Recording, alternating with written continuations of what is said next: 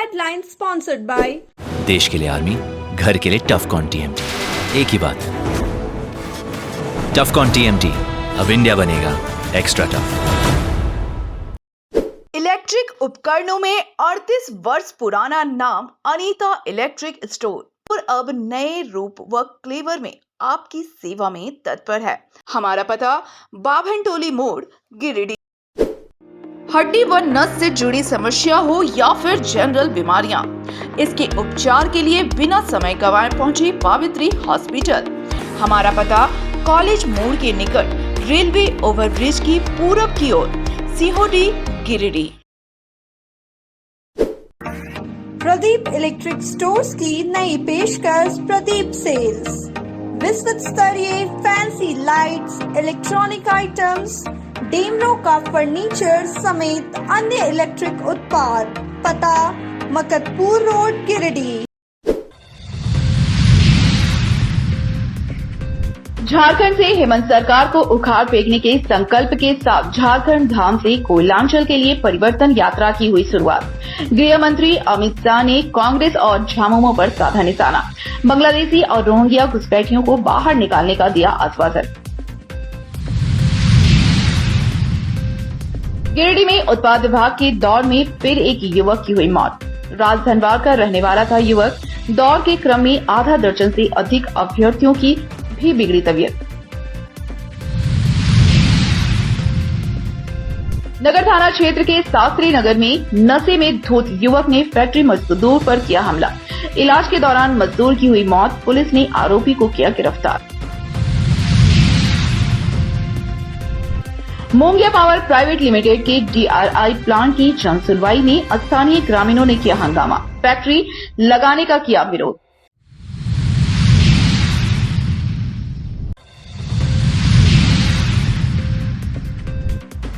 शांतिपूर्ण माहौल में कदाचार मुक्त संपन्न हुई पहले दिन जेएसएससी सीजीएल की परीक्षा। जिले में बनाए गए थे 21 परीक्षा केंद्र। 4,518 परीक्षार्थी हुए शामिल। उपायुक्त ने प्रेस वार्ता कर दी जानकारी। जेएसएससी सीजीएल की परीक्षा को लेकर जारी आदेश के अनुसार इंटरनेट सेवा रही बंद। परेशान रहे लोग, व्यापार भी हुआ प्रभावित। भाजपा के द्वारा आयोजित परिवर्तन यात्रा गिरिडीह से हुआ रवाना। जनसभा का भी हुआ आयोजन। शामिल हुए केंद्रीय मंत्री अन्नपूर्णा देवी, बिहार के उप मुख्यमंत्री सम्राट चौधरी समेत अन्य दिग्गज। जनता से की बदलाव की अपील। झामुमो युवा मोर्चा के सम्मेलन में जमकर बरसे गिरिडीह विधायक। घुसपैठ के लिए अमित शाह को बताया जिम्मेवार। चुनाव के बाद बाहरी लोगों को बोरे में बंद कर फेंकने की कही बात।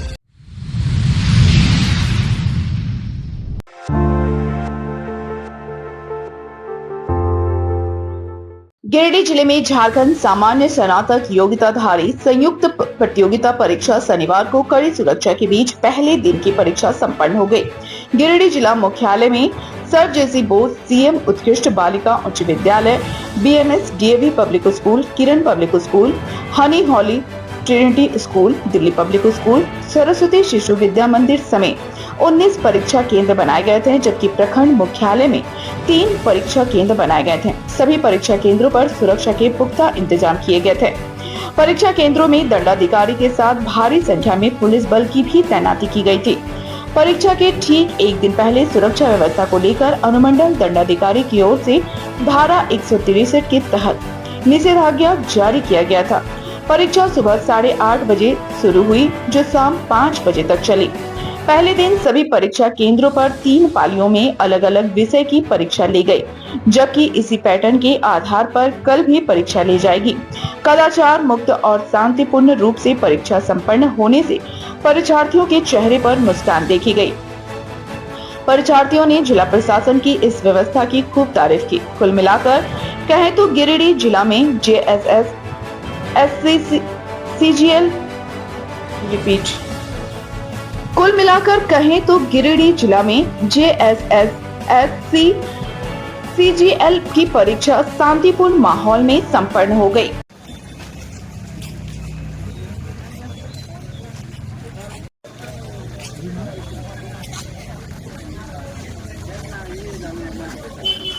मेरा नाम निर्भय शंकर ओझा हुआ। देवघर से यहाँ झारखंड एसएससी सीजीएल के एग्जाम देने के लिए आए हुए थे। अच्छा। व्यवस्था काफ़ी अच्छा था। जो भी अपना यहाँ जो स्टाफ थे या फिर जो टीचर एग्जाम में गार्डिंग में थे वो काफ़ी कोऑर्डिनेट किए और मतलब कि बढ़िया से हम लोग का पेपर अच्छा रहा। फर्स्ट पेपर तो पेपर थर्ड भी अच्छा रहा। ये सेकेंड पेपर जो क्वालिफाइंग था अभी हम लोग वो दे के भी निकले हुए हैं और पेपर वन भी बच्चा हुआ जो कि फिर से हम लोग देंगे। सिक्योरिटी का कैसा था व्यवस्था? काफ़ी अच्छा रहा, मतलब व्यवस्था बहुत अच्छी रहा और इसके लिए मैं माननीय मुख्यमंत्री साहब को बहुत बहुत धन्यवाद दें। काफ़ी समय के बाद ये एग्ज़ाम आज इतने बढ़िया तरीके से ले पाए हैं। गिरिडीह के प्रशासन को क्या कहना? गिरिडीह प्रशासन में बहुत अच्छा व्यवस्था रहा, जिन्होंने कि मतलब कि शांतिपूर्ण तरीका से ये एग्जाम कंडक्ट करवाए हैं। एक फेज का एग्जाम बचा हुआ है जो कि आशा है वो बढ़िया से हो जाएंगे।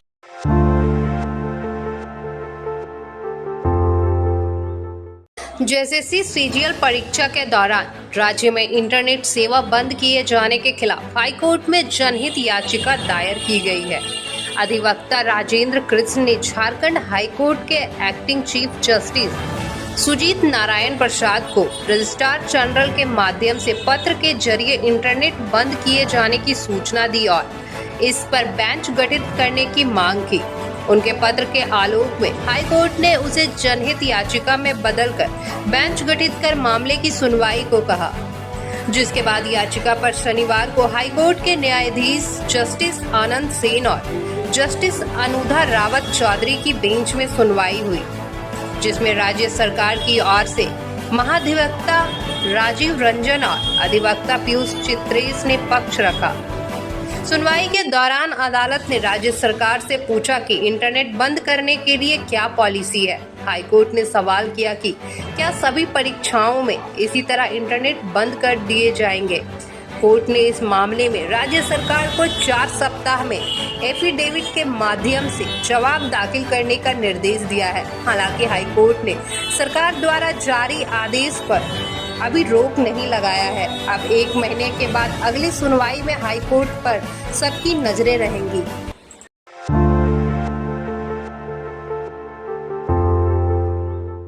झारखंड स्टेट सर्विस कमीशन की ओर से आयोजित होने वाली जेएसएससी सीजीएल पहले दिन की परीक्षा शांतिपूर्ण माहौल में कदाचार मुक्त संपन्न हो गई। परीक्षा को लेकर विभाग की ओर से जारी दिशा निर्देश का अनुपालन करते हुए जिला प्रशासन की देखरेख में पहले के दिन की परीक्षा आयोजित हुई। वहीं परीक्षा समाप्त होने के बाद जिला प्रशासन की ओर से उपायुक्त नमन प्रिय लकड़ा के द्वारा प्रेस वार्ता कर विस्तृत जानकारी दी गई। प्रेस वार्ता में एसपी डॉक्टर विमल कुमार, उप विकास आयुक्त स्मिता कुमारी मौजूद थे। इस दौरान उपायुक्त श्री लकड़ा ने बताया कि परीक्षा को लेकर जिला मुख्यालय में 19 और मुख्यालय के आसपास 3 सेंटर बनाए गए थे। परीक्षा में कुल 10,608 परीक्षार्थी थे, जिसमें 4,518 परीक्षार्थी शामिल हुए, जबकि 6,090 परीक्षार्थी अनुपस्थित थे। उपायुक्त ने बताया कि कदाचार मुक्त परीक्षा को लेकर हर जरूरी कदम उठाए गए थे। साथ ही वेबकास्टिंग के जरिए भी सभी परीक्षा केंद्र की निगरानी की जा रही थी। कुछ विद्यार्थियों के द्वारा गुरु नानक स्कूल में ये बोला जा रहा था, एक पर्टिकुलर रूम के विद्यार्थियों के द्वारा, जिसमें कि 7 कैंडिडेट्स के द्वारा ये पॉइंट उठाया गया कि उनके क्वेश्चन पेपर के और ओएमआर के सीरियल नंबर में उनको लगा कि नंबर सेम होना चाहिए और ये नंबर सेम नहीं है। ये हम लोगों ने जेएसएससी को फ्लैग किया। इसमें बाध्यता नहीं है कि क्वेश्चन पेपर का कोई पर्टिकुलर कोड या सीक्वेंस है वही सेम चीज आंसर शीट में रहे, क्योंकि जो भी पैकेटिंग बनाया गया था वो क्लासरूम के हिसाब से बनाया गया था, तो उसमें भी कोई इशू नहीं था। हम लोगों को भी कॉल्स आया था, एसपी साहब को कॉल आया था। हम लोगों ने डीओ एंड डीएसओ को ये रेस किया, इन्होंने जेएसएससी को फ्लैग किया, वहां से भी बता दिया गया स्टूडेंट्स को। फिर हम लोगों ने बता दिया, सेम स्टूडेंट्स ने फिर अपना पहला पाली, दूसरा पाली, तीसरा पाली का एग्जामिनेशन को कंप्लीट किया। और सेम व्यवस्था में हम लोग अपने यही सभी 22 सेंटर में 10,608 स्टूडेंट के साथ में कल भी एग्जाम की तैयारी करने के लिए रेडी है। उसके बाद हम लोग ये प्रेस ब्रीफिंग कर रहे हैं और कल 22 सितंबर 2024 को भी जेएसएससी के दूसरे दिन की परीक्षा है। उसके बाद भी हम लोग ब्रीफ करेंगे। ये ब्रीफिंग इसलिए जरूरी है क्योंकि ये लगभग 7 से 8 साल के बाद में ये जेएसएससी 2023 का परीक्षा हो रहा है। और पूर्व में परीक्षाएं जो रद्द हुई हैं वो आप लोगों को ज्ञात है कि हजारीबाग के सेंटर से ये लीक हुआ था, जिस कारण कि ये रद्द हुआ है। और हम लोग ये देखे हैं कि पिछले दिनों में कुछ परीक्षाएं हैं या तो वो जेन्युइनली किसी अनलॉफुल एलिमेंट के बदमाशी के कारण लीकेजेस हुए हैं क्वेश्चन पेपर्स के, उसमें ये रद्द हुई हैं, या कुछ एग्जाम्स के संबंध में ऐसा भी है कि कुछ भ्रामक खबरें फैलाई गई हैं कुछ एंटी सोशल एलिमेंट्स के द्वारा। तो इसी के संबंध में आज हम लोग ब्रीफ कर रहे हैं। एक बार हम स्ट्रक्चर बता देते हैं। ये कि सभी 24 जिले में जेएसएससी यानी कि झारखंड स्टाफ सिलेक्शन कमीशन का एग्जामिनेशन हो रहा है। ये हमारे जिले में ये 22 सेंटर्स में हो रहा है, और अमूमन जो बड़े अर्बन डिस्ट्रिक्ट्स है वहाँ पे ज़्यादा सेंटर्स में हो रहा है, कुछ जो छोटे डिस्ट्रिक्ट्स है वहाँ पे कम सेंटर्स में हो रहा है।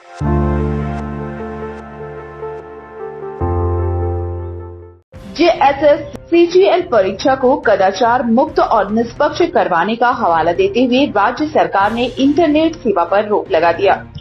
गृह विभाग के प्रधान सचिव वंदना दादेल के द्वारा आदेश जारी कर शनिवार की सुबह 8 बजे से लेकर दोपहर के 1:30 बजे तक और रविवार को पुनः 8 बजे से लेकर दोपहर के 1:30 बजे तक इंटरनेट सेवा पर रोक लगाई गई है। आदेश के अनुसार शनिवार की सुबह से लोगों का इंटरनेट काम करना बंद कर दिया। देर शाम को जारी आदेश के कारण काफी संख्या में लोग इस बात से अनजान रहे और सुबह से नेटवर्क की समस्या मानकर मोबाइल ऑन ऑफ करते दिखे। इस दौरान लोग एक दूसरे को कॉल करके भी समस्या की जानकारी ले रहे थे। हालांकि दिन चढ़ते ही लोगों को जानकारी मिली कि इंटरनेट सेवा बंद की गई है, जिस वजह से लोग इंटरनेट का इस्तेमाल नहीं कर पा रहे हैं। वहीं दोपहर होते ही इंटरनेट सेवा पूर्व की भांति बहाल हो गई। इंटरनेट सेवा बंद रहने के कारण लोगों को काफी दुश्वारियों का सामना करना पड़ा। इससे व्यापार भी प्रभावित रहे। सुने लोगों ने क्या कुछ कहा। बहुत परेशानी हो रहा है, अपना कंपनी का काम नहीं कर पा रहे हैं, जिस कारण हम फील्ड में नहीं जा पा रहे नेट के कारण, और मेरा बहुत तरह का काम जो अटका पड़ा है, अमाउंट नहीं आ रहा, ट्रांजेक्शन नहीं हो रहा, यही सब परेशानी हो रहा है। कब से बंद हुआ? सुबह 7 बजे से 6:30 सुबह 7 बजे मेरा बंद हो गया है, जो अभी तक बहुत परेशानी झेल रहे हैं। सुबह 6 बजे से आपका नेट बंद कर दिया गया है। ये इससे हम लोग को ऑनलाइन पेमेंट लेन देन नहीं हो पा रहा है। कोई भी आवश्यक से प्रिंट निकालना होता था वो भी नहीं निकल रहा है। इससे बहुत सारे लोगों को परेशानी हो रही है।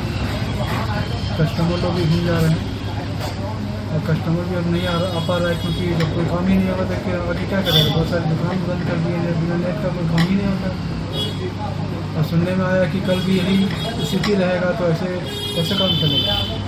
ऐसा हम लोगों को परेशानियाँ हो रही हैं, तो सरकार को कुछ करना चाहिए। नेट का सुविधा बंद है, जैसे नेट पैसा लेन देन में मतलब दिक्कतदारी हो रहा है, परेशानी हो रहा है। क्या करते हैं आप? गाड़ी चलाते हैं, कस्टमर से मान लीजिए फ़ोन पे दे रहा है तो आ ही नहीं रहा, हम भी किसी को देना है तो नहीं दे पा रहे हैं। नेट का सुबह से ही बंद है, पता चला कि कल भी बंद रहेगा। मेरा भी कोई काम नहीं हो पा रहा है, समझे ना। गाड़ी कहीं लेके नहीं जा पा रहे हैं, कोई लेना है तो नहीं ले पा रहे हैं। क्या नाम हुआ? नरेश प्रसाद वर्मा नाम है। वासुदेव पंडित। क्या निकालने के लिए आए थे? पैसा निकालने आए थे। क्या परेशानी हो रहा है? नेटवर्क बता है बंद है, के दिन बंद रहेगा वो पता नहीं है। कहाँ से आए हुए हैं? गिरिडीह से आए हुए हैं। पैसा की जरूरत था, हमको हॉस्पिटल जाना था, पैसे का बहुत परेशानी हो रहा है। पैसा नहीं निकल रहा है? पैसा नहीं निकल पा रहा है। मतलब ये क्या होने से बहुत परेशानी? नेट बंद होने से बहुत दिक्कत में आ रहा है। नेट बंद नहीं होना चाहिए।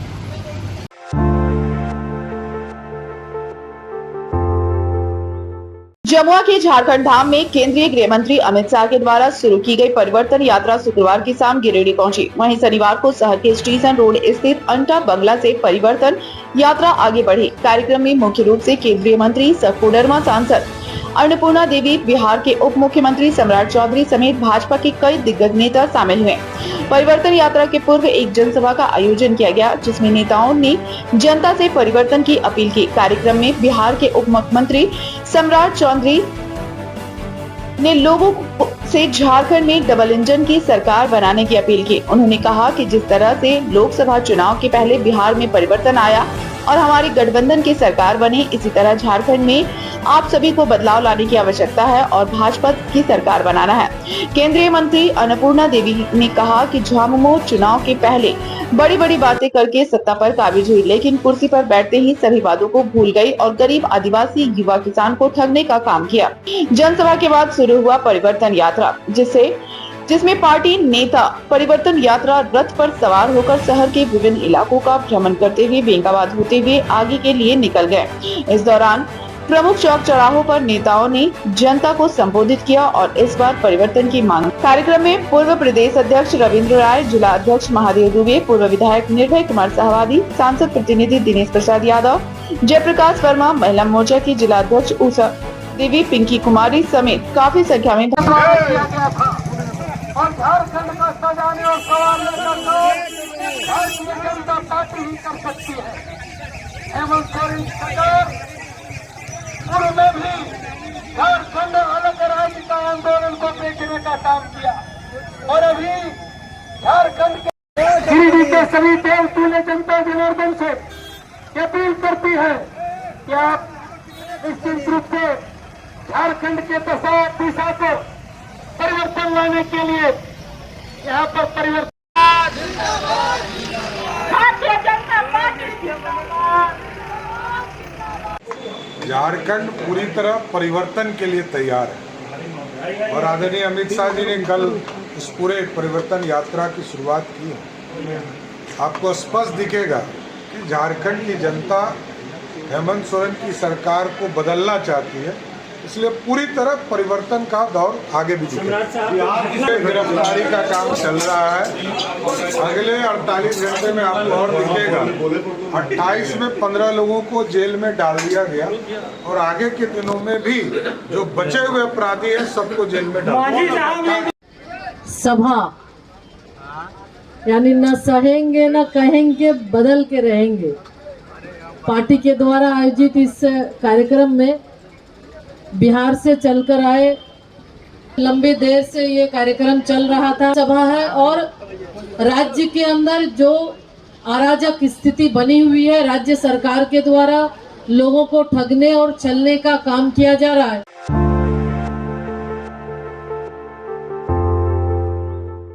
गिरिडीह झामुमो युवा मोर्चा के द्वारा शनिवार को जिला सम्मेलन सह कार्यशाला का आयोजन किया गया। कार्यशाला में मुख्य अतिथि गिरिडीह के विधायक सुदिव्य कुमार सोनू भाजपा के परिवर्तन यात्रा और गृह मंत्री अमित शाह के दौरे को लेकर जमकर बरसे। उन्होंने कहा कि झारखंड में जो बाहरी और बिहारी आ रहे हैं उन्हें बोरे में बंद करके सरकार बनने के बाद वापस भेज देंगे।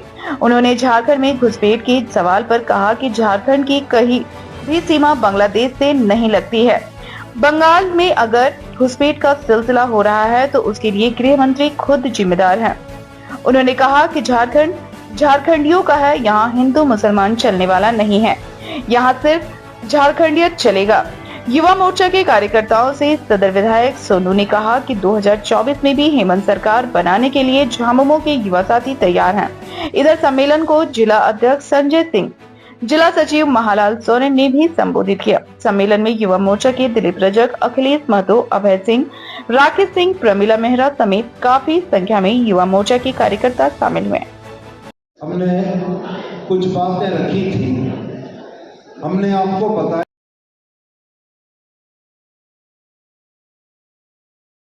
यहाँ आई है, हम लोगों के लिए खुशी की बात है। साथियों,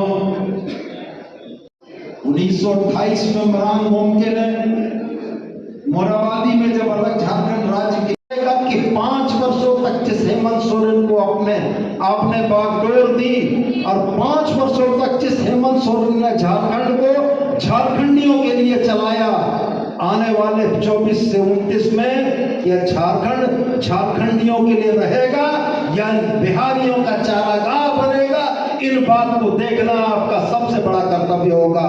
और मुझको पूरी उम्मीद और पूरा भरोसा है कि हमारे जो युवा साथी आज जिस ताकत उत्साह के साथ बैठे हैं, 24 से 29 भी झारखंड झारखंडियों के द्वारा चलेगा, इन बिहारियों का नहीं चलेगा। इन बाहरियों को बोरा में पैक करके पार्सल करेंगे जहां से ये लोग आए हैं, और झारखंड यहीं के मूलवासी तय करके चलाएंगे कि झारखंड के नियम कायदे कानून क्या होंगे। लेकिन इस बीच में बहुत से हथकंडे अपनाए जाएंगे। ये इस देश का दुर्भाग्य है। इस देश का गृह मंत्री संथाल परगना में आकर बांग्लादेशी घुसपैठिया की बात करता है। जब वो बांग्लादेशी घुसपैठिया की बात करते हैं तो उनको जवाब देना चाहिए कि इस देश के गृह मंत्री के तौर पर कौन है? क्या झारखंड की सीमाएं बांग्लादेश से लगती हैं? अगर बांग्लादेश की सीमा लगती है बंगाल से और वहां पर घुसपैठ हो रही है तो उसके जवाब देने का हक बनता है भारत के गृह मंत्री को। और अगर गृह मंत्री अपने काम में विफल है तो झारखंड सरकार पर उसका ठीक रात उड़ने की उनकी राजनीतिक साजिश और मंशा को आपको समझने की जरूरत है। तो ये आपको समझने की जरूरत है कि हिंदू मुसलमान के नाम पर, जाति के नाम पर, धर्म के नाम पर हमको आपको बांट कर लड़ाने की कोशिश होगी, लेकिन हम जानते हैं कि हमारा धर्म।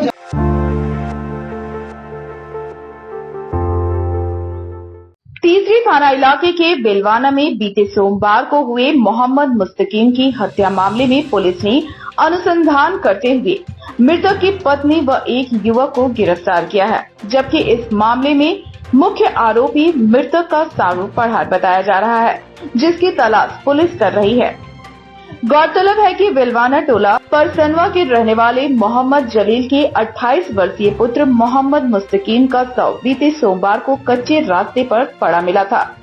उसके चेहरे और सिर पर गंभीर चोट के निशान भी थे। इस मामले में पुलिस ने कांड संख्या 63/24 दर्ज किया था। वहीं पुलिस द्वारा हर एक बिंदुओं पर गहनता से जांच की जा रही थी। इसी क्रम में पुलिस ने मृतक की पत्नी खुशबू खातून और जाकिर अंसारी को गिरफ्तार कर न्यायिक हिरासत में गिरिडीह जेल भेज दिया है, जबकि मुख्य आरोपी मृतक का सारू फरार बताया जा रहा है। मिली जानकारी के अनुसार हत्या में मृतक की पत्नी, सारू और उसके दोस्त की संलिप्तता सामने आई है। वहीं प्रेम प्रसंग में घटना को अंजाम देने की बात कही जा रही है। पुलिस द्वारा जानकारी दी गई कि जल्द ही कांड के मुख्य आरोपी को भी पकड़ लिया जाएगा।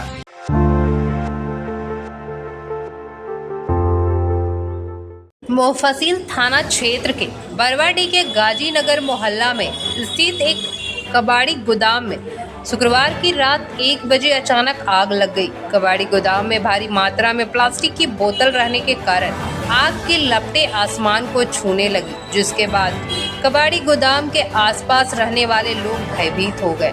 इसके बाद स्थानीय लोगों के द्वारा तत्काल इसकी सूचना मुफस्सिल थाना पुलिस और फायर ब्रिगेड टीम को दी गई, जिसके बाद लगभग रात 2 बजे फायर ब्रिगेड की टीम मौके पर पहुंची और आग पर काबू पाने का काम शुरू किया। हालांकि गोदाम में रखे प्लास्टिक की बोतलों में आग पकड़ लेने के कारण फायर ब्रिगेड की टीम को आग बुझाने के लिए काफी मशक्कत करना पड़ा और शनिवार की सुबह में आग पर काबू पाया गया। इधर घटना की सूचना मिलने के बाद सुबह 3 बजे ही माले नेता राजेश सिन्हा भी गाजी मोहल्ला पहुंच चुके थे।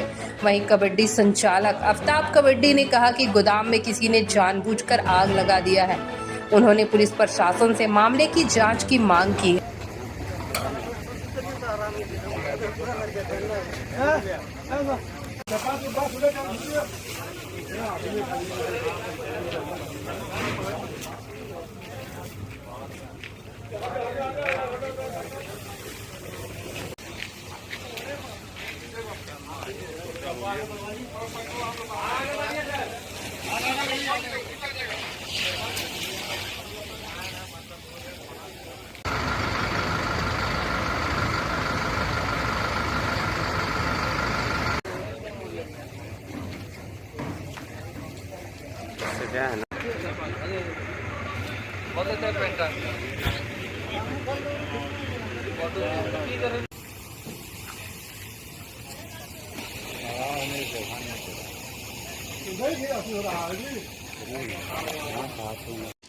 दो 2:30 बजे के बीच में यहाँ पे गाजीनगर में एक जो कबाड़ी है उसमें अचानक आग लग गई। इस विषय में मैंने मुफस्सिल थाना का बड़े बाबू को फ़ोन किया, उसके बाद आपका पावर ब्रिगेड को फ़ोन किया। ये लोग मेरे बहुत साथ दिए, ये लोग को फ़ोन किए, एक के बाद में हमारा बात सुने, काम किए और इस इतना भयानक आग पे काबू पाया। मैंने राजेश सर को फ़ोन किया, उसने भी मतलब फ़ोन थाना में फ़ोन किए कि सर वहाँ पे ऐसा मैटर है। पावर ब्रिगेड को फ़ोन किया, उसको बोले कि ऐसा मैटर है। वो सब भी सर भी हमारे बहुत मेहनत की है और हमारे थाना प्रभारी हम उनका दिल से शुक्रिया अदा करते हैं कि उसने भी बहुत हमारा मदद किया। तो जाके आज ये आग बुझा है, वरना इससे बहुत ज़्यादा नुकसान होने वाला था। अगल बगल घर है, बहुत बड़ी नुकसान, बहुत आफत आया था। अगर एन मौके पर अगर हम लोग नहीं कुछ करते या हमारे राजेश सर कुछ नहीं करते, थाना प्रभारी अगर नहीं मतलब एक्शन लेते तो आगे चल के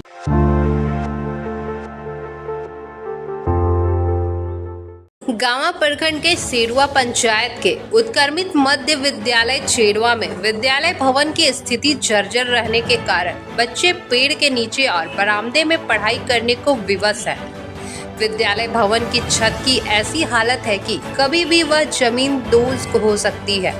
ऐसी स्थिति को देखते हुए विद्यालय के शिक्षक बच्चों के जीवन के साथ रिस्क लेना नहीं चाहते हैं और बच्चों को विद्यालय के बरामदे और वृक्ष के नीचे पढ़ाते हैं। विद्यालय में 250 छात्र छात्राएं प्रतिदिन पढ़ाई करने आते हैं। विद्यालय में शिक्षकों की कमी भी बच्चों की पढ़ाई को प्रभावित कर रहा है। विद्यालय के सचिव संजीव प्रसाद यादव बताते हैं कि विद्यालय में कुल 4 कमरे हैं, जिसमें 2 कमरों को कंप्यूटर क्लास के रूप में रिजर्व रखा गया है, जबकि 2 कमरों का छत बिल्कुल ही जर्जर है, इसलिए बरामदे में बच्चों को पढ़ाया जाता है। उन्होंने कहा कि इस संबंध में विभाग को अवगत कराया गया है। उन्होंने कहा कि पूर्व में विद्यालय भवन के लिए राशि स्वीकृत हुई थी, लेकिन जमीन के अभाव में विद्यालय भवन का निर्माण नहीं हुआ। लेकिन अब जमीन की व्यवस्था कर ली गई है और विभाग को इसके लिए सूचित भी किया गया है।